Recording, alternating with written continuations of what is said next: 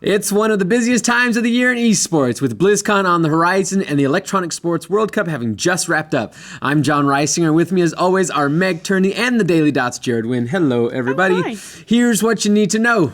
The Electronic Sports World Cup featured tournaments for Call of Duty, Trackmania, and Just Dance, one of which we'll get back to in a moment. But we start with the Paris event's main attraction, the tournament for Counter-Strike Global Offensive. I know I never got it, I'm sorry. The competition featured teams and players from more than 20 countries, though in the end it was Swedish team Fnatic adding another title to their fall season by defeating local French side LDLC in the final. Jared, any doubt that Fnatic is the world's best out there right now? There is no doubt. They were the world's best last week. They're the world's best this week. People wanted to see them play LDLC in a big final, and they got what they wanted because this time LDLC made the final in front of their home crowd in Paris, and the Fnatic swept them away, tooled them out. Swept them away. Yeah, just swept them away. Yes. So Fnatic, clearly the best team in the world. JW is a great sniper, one of the best talents overall in the game. Crims has been underrated for some time, but now he's played really well the past couple weeks, so he's being properly rated as people recognize how underrated he was. That's how these things work. He's got a great overall team. They're very talented. They're versatile. They can even run 2 sniper setups because Olaf, another player on the team, is capable of being a sniper for any world-class team. So they can do some interesting tactical things. Just a really good, solid Swedish group of guys. Solid Swedish group. I like that. That sounds like another esports team name. Solid Swedish group of guys. Group of guys, solid Swedish chocolate. Yeah, work the chocolate in. Work it in. Chocolate. Fnatic's great. I love Fnatic. Good team. Yeah. Excellent. Nice work, guys.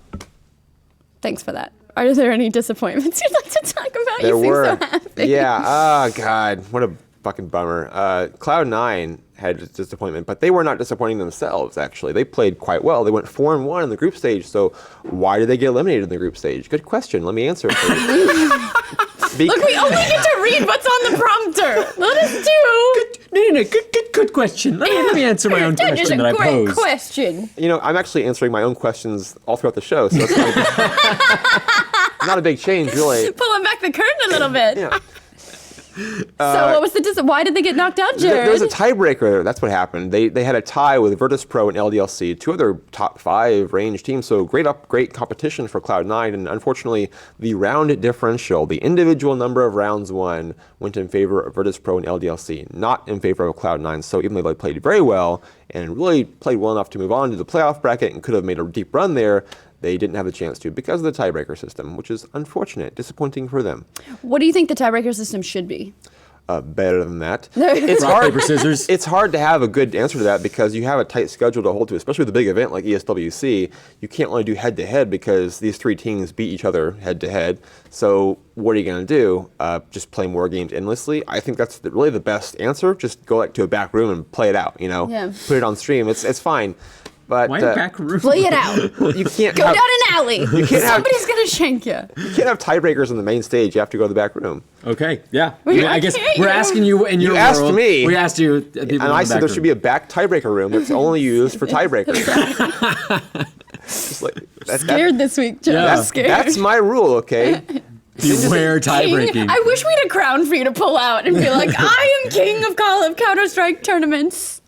Ninja Pajamas, also disappointing, but we're going to talk more about them in a bit. Yes. So I won't go too far into that, but they were very disappointing. Their play was more disappointing, whereas Cloud9's situation was disappointing. So what are we going to talk about now, since we're not going to talk about ninjas and pajamas? I don't know, you tell me off the top of your head.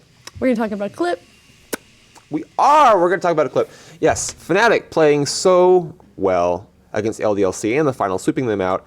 But it's more than just great individual skill that makes a team the best Counter-Strike team in the world. It is intense discipline, rigorous teamwork, and all sorts of great intangible things, which I can make sound tangible by saying them very clearly like that. So we're going to show a clip that demonstrates exactly what I'm talking about. Fnatic in a 2v2 situation against LDLC in the final. As the clip rolls, I think that was your cue. This is what you get for making fun of the production team. 2 Fnatic players in the back holding cross positions that makes it so that LDLC cannot step up without stepping into the line of fire. Now, LDLC is doing everything they can on the main stage with the big crowd watching, the big crowd's in favor of LDLC, to make Fnatic peek out, to make them lose their advantageous position, but they will not do it. They have too much damn discipline.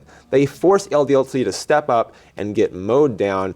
The ability to hold back like that and to wait for your opponents as the round timer ticks down, as the bomb timer ticks down in this case, that's what separates the best teams from the other teams is doing something like that, because all these teams can hit great shots. They can make great individual plays. Doing something like that on the big stage when the pressure's on, just having the discipline to stay back in a good position like that, that's what separates the best from the others. Like I just said. We're going to talk about somebody who's not so best in a second here. Ninjas in Pajamas were the dominant team in Counter-Strike Global Offensive. They won multiple major titles, went 2 years without placing outside the top 4 at a live event, and at one point won over 80 matches in a row. But as of late, the team's been anything but dominant. Their early exit at the ESWC was one of the latest in a string of disappointing results that began this summer, and it turned out to be the last straw. The roster that had stuck together for more than 2 years has finally changed, as Robin Fifloren Johansson has left the team. Thanks for your support, Jared. Fifloren. Was this the right move to make? And also, why is he so great and bad at the same time? Great and what? Oh, great and bad. Yeah. Okay, all right. Fifloren. Yeah, bad. Not bad. B-A-D. Why is he so good in bed, Jared? Come on. Well, I have met him, and let me tell you, he's a pretty sharp-looking guy, you know. Fifloren. I left you out of the conversation, though. Yes. Yeah, I did. Conversation. Okay. Anyway, Fifloren, let's talk about him. Let's talk about We're already talking about him. Let's talk about him in a more robust way, though. Sure. You know, he's statistically has been, for some time, maybe the worst player in Counter-Strike at the professional level. Don't sugarcoat things. I'm just trying to be honest with you here. Okay. And be honest with our viewers, because they deserve I'm glad we honesty. started with him being good in bed, because apparently we're about to just ruin his day. So he's the worst player in the professional scene. Let me say, I mean, the stats bear that out. I'm not going to outright call him the single worst professional player in Counter-Strike today, but the stats say he probably is. I mean, it's a tough thing because his team was so successful with him as a part of it, and he's had very good individual days in the past, but he has struggled so mightily for so long, you can't even call it a slump. It's just the way he plays now, and it's tough to have someone who is always dragging their feet. Statistically, on your team, when you expect, as this team does, Ninjas in Pajamas does, to be able to win every event they attend. That's just the way they play, with their expectations are that high, so the only reason he's stuck around is because of their success. And now that they don't have that success, he's not going to stick around anymore. It makes sense. His defenders will say, well, the guy has great chemistry value, and he's a good leader to have on the team, and he throws really great grenades and flashbangs and stuff. But, you know, anybody can throw great flashbangs and grenades. You know who else can do that? Players who are not statistically among the worst every single event at the professional level. So this move is, I'm only emphasizing this so much because the move is so long overdue.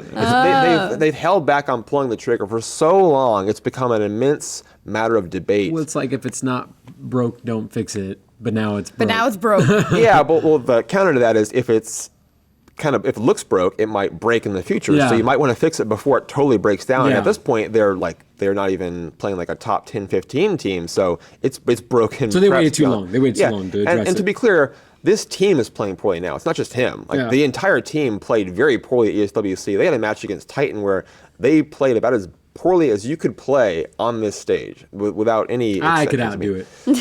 I don't know. But you wouldn't be on that stage. Challenge accepted. Okay, you have to be good enough to get to that stage and then be bad enough to fuck up. I don't think I could do that. I just like the idea of him being so bad. It's like a verb now. Yeah. He fiflorened it. He fiflorened it. Yeah. Fiflorened me. Well, I don't want to be mean, so I'm not going to go there. Oh yeah, no. But the stats say it'd be a great verb. Oh, okay. I turned it around on you, that's John. fair to It's your read. Now back to that Call of Duty tournament. American team Envy Us were considered the favorites heading in, coming off of their victory we covered last week in MLG's Pro League playoffs. But that run came to a halt against British side TCM Gaming, who knocked out Envy Us.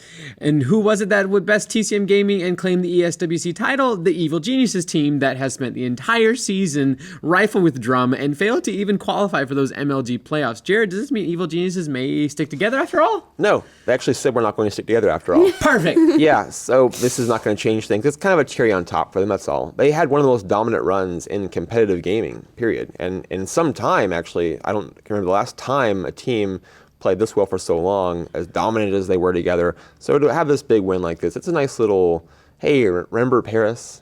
We'll always have Paris. Yeah, we'll always have Paris. Exactly. That's what I was going for. Now but- let's yeah. separate. Remember the Casablanca? The exact quote. Casablanca quotes. No one remembers Casablanca quotes. No, bring up your Johnny Carson again. Do that. Johnny Carson. I'm too young for that. Oh, okay. I don't know who Johnny Carson is. You didn't do that. The rookie.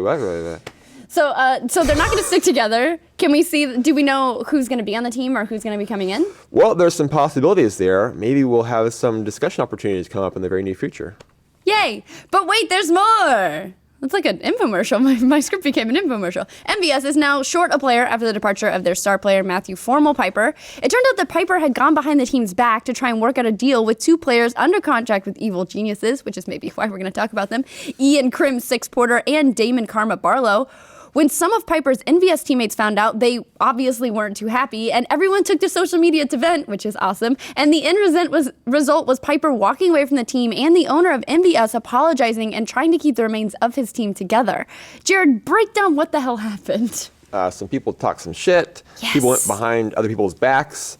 It's crazy this is all happening because NVS just won the Pro League playoffs. So then their best player wants to change the team, which is understandable. He says it's a business. Hey, I want to have the best opportunity to win every tournament, win every event that I can. I get that.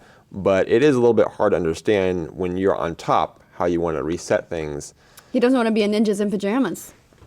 He doesn't want to break down so far. Yeah, he doesn't want to break down. I don't think it's quite like wanna a get straight free flurfing. comparison. Did he just not understand like how contracts work or something? Like, is that naive? Yeah, or? that's a potential issue here. The fact that the Evil Geniuses players who are under contract with Evil Geniuses, and not cheap contracts. For MVS to have brought them over, they would have had to buy those contracts out and then pay the EG players, the former EG players, so that would have been pretty difficult to do. What this means for MVS is they're short their best player now because he's left the scene. They might have further changes there because the players who still are there are not necessarily happy with the situation. For EG, things are going to be up in the air. They're already up in the air, so the offseason in Call of Duty, very interesting one.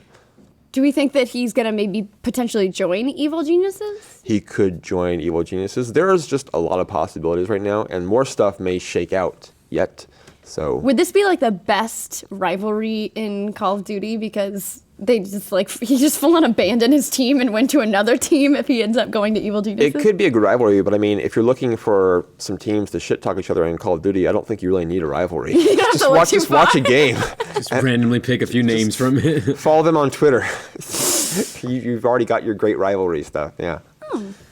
All right, well, streaming website Twitch made some waves recently when they announced a revision to their rules for streamers. The site, which was purchased by Amazon for nearly $1 billion earlier this year, has now determined that users cannot wear sexually suggestive clothing or display their fully naked torsos, whether they are men or women. So what do we think about this, Meg Turney?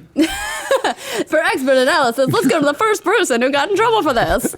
I think it's silly. I understand. We kind of talked about this. What is sexually suggestive clothing? Like you can have a tank top that's just a little stripey bits, and that's not sexually suggestive. That's still a shirt somehow, and that's okay. But a bra's not okay. It's just very silly, and I understand not wanting people to get nude. And there are people who take it to a crazy level. Jug cast is a new thing where she just balances cans on her cans while she plays games, and that's crazy, but that's allowed. I don't know. It's a very amorphous blob type rule. How many people do you think are going to search Jugcast? Oh, on yeah, Twitch? check it out. Now that we've mentioned it, it's like, she can do that? Oh my Yeah, God. I watched Sir Scoots actually is the one who sent me the link, and I watched it. Outing Sir Scoots as a pervert on He Twitch. tweeted it. All right, Scoots tweeted it. You think it's more so like with things like this, like you want to set rules to limit people on going too far, because there are always the idiots who will take rules too far. So you have to set a very conservative and somewhat ambiguous rule that's going to piss off some other people, but it actually will rein in the idiots who will just, Sure. I just feel like I haven't seen a lot of women. I still see Jugcast is still a thing. We talked about that other girl whose name I can't remember, Casey. Tron, thank you. It was very low key. They still have low cut shirts on and still game, and it hasn't affected them at all, really. But Caleb Hart, who we were talking about now has to wear a tiny little tank top whenever he streams. I feel like the male streamers have taken it more to heart. Yeah, he actually had a donation drive for tank tops for shirts. He bought a bunch of mesh tank tops. Yeah, it's like, please guys, I have no upper body clothes. Help me out here. Donate money to me. So I don't know. I mean, I understand they want to avoid having cam performers basically stream games. They don't want people getting donations to strip for them. That's okay, that's cool. It's just the wording is ambiguous here, and it gives them free rein to kind of decide arbitrarily, if they want to, what's going to work and what isn't going to work. And people some of them depend on their streams for their livelihoods. Easy for me to say. So it's understandable that they would be concerned with Twitch having free rein, not just in this one subject, but being able to say whatever they want to say, ban whoever they want to ban, which they can do. It's Twitch's site. Yeah, I think that's just difficulty. Some people Yeah. who make their money off of the internet and using someone else's, tools, like, YouTube and Twitch and any other like streaming service, you're susceptible to their rules. And that's just part of like the gamble you take of doing this. I mean, it sucks. Like, you don't want these people to be hurt financially like that, but you're kind of putting your livelihood into someone else's hands. That's true. It's a reminder that you are at the whim of Twitch. Right. It's the billion-dollar website that it is. Yeah. And Amazon just bought them and they want a good product to stay the way that probably they thought what they were buying, And they're probably looking to expand the product and what it is. Right. And the expansion does not likely include cam performers. Yeah. Cam girls and Well, stuff. that's true. There is an upside to this, which is you shouldn't be allowed to be like, donate $100, then I'll take off my shirt. Like, that shouldn't be a thing that happens. Yeah, and that kind of thing may not exactly happen, but stuff like that happens. Like Yeah. there's someone who has like today's top donator is her stream boyfriend, and that's kind of stuff silly. But we should also clarify this is like a very small minority of, Sure. of what the overall user base on Twitch is about. Like this impacts a very small number of people relative to the overall user base on Twitch. So it's a very niche issue. It's just that it's the type of issue that's going to generate this kind of discussion. It just hit close to home. Did it? Oh, I wasn't affected by it. Oh, yeah. I have a mystery box now. And finally, some recent reports have shed light on free agency and player movements in the world of Chinese League of Legends. It's a place where the best players from China and Korea command high salaries and decide their own movements from team to team and search for new, better contracts. Conduits. They have contracts and conduits. But it's also a place where popular players can earn around $1 million annually just by streaming their play. And in the case of retired player Wei Shou Mei Han Dong, oh, so close, they do it without even streaming full time. Jared, why would a player even go and play for a professional team when they could just stream part time and make $1 million a year? They wouldn't, but it's not that simple. The reason someone like this can do this is because he was a professional player who played at a very high level, was successful, and established a big following. That's what enables him to make a lot of money by streaming, because people want to watch him now. So you can't just take a shortcut to the $1 million streamer position. You have to go through the circuitous, become popular route. It's like first. YouTube. You can't just like expect, I'm going to start vlogging and I'm going to make millions because someone else is making, money off of it. Like, Yeah, you have yeah. to establish. And the way to establish yourself for players of games like this is often to be very successful competitively. Either that or be funny and charismatic. And for a lot of competitive players, that's not an option, unfortunately. Ooh, burn. Well, I don't want to make it more personal than you just did, but I did see a quote. I thought this was really interesting. I was reading an article about this, and I saw a quote where he said that he thinks he makes more than other streamers because he's more handsome, and they're not as handsome as he is. Yeah, what do you think about that, Meg? I think that's a really interesting idea, that there are a lot of professional esports players who find success socially, like on Reddit, r/ladyboners, perhaps. I don't know. I might frequent it, where they have they're the more handsome esports stars and they get the lady attention. How do you feel about him saying that? Oh, I was asking more specifically about him than I Right. was about the subject. Yeah. But if you don't have an opinion on that, Yeah, I think he's a handsome man. What do you think? oh, I agree with whatever you say. Yeah. Outing you. Yeah. You at home can guess what he said in rehearsal. That's it for the leaderboard this week. Join Ashley and me for the Know It All on Friday and on the Rooster Teeth channel, where we bring you the best news stories of the week in one shot. In the meantime, for more gaming entertainment news, make sure you click like and subscribe, and we'll see you next week for more from the leaderboard. GG, everyone.